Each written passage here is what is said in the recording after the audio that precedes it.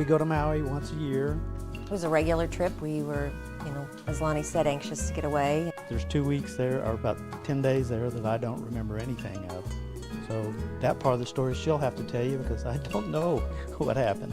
We rented a cabana right on the beach and just planned to veg out that day. And we did all day long. He fell asleep early because of the time difference. I'd say it was probably 15 minutes later that he made a very unusual noise that woke me up. Something inside of me didn't feel right, so I actually got up and walked around to his side of the bed and turned on the light, and he wasn't breathing and didn't have any pulse. I picked up the phone, and this was critical for me. I hit 0, and the hotel operator answered immediately. And I said, my husband's not breathing, I need an ambulance, and I gave her the room number, and I just hung up. This guy shows up, and he's got the defibrillator.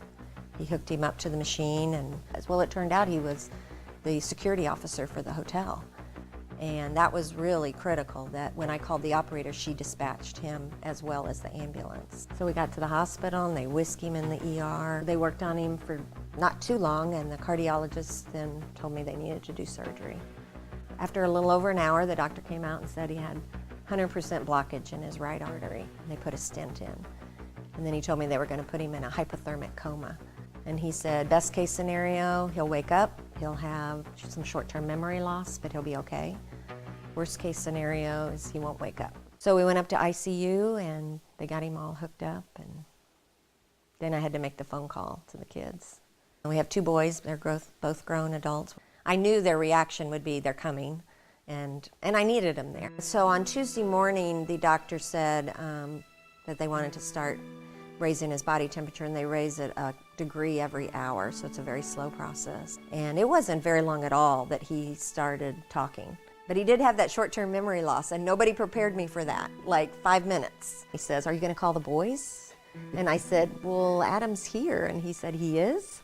And I said, yeah, you just talked to him. And he said, I did? And this went on all day. Every time Adam would get out of sight, he would ask me, are you gonna call the boys?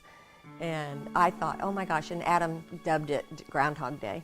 First thing I actually remember is That's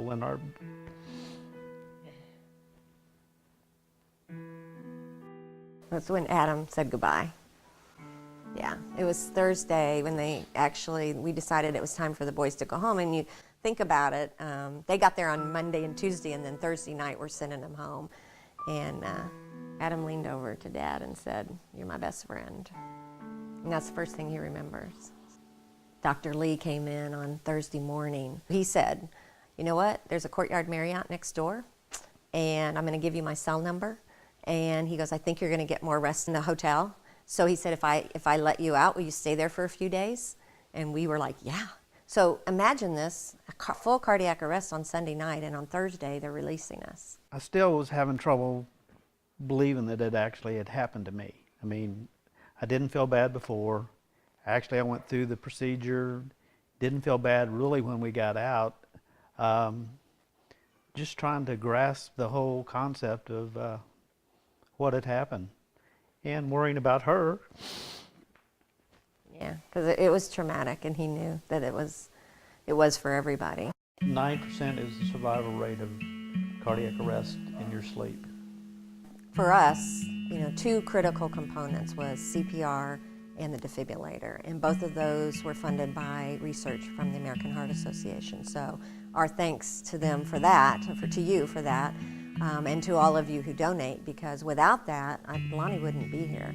And we've been donors in the past, we've attended events, and not knowing that it was really going to hit home with us. And so that research makes a difference, and as Lonnie said, providing the education and training to others. Without that training, I wouldn't have known what to do. It doesn't matter the amount. Collectively, it'll make a difference.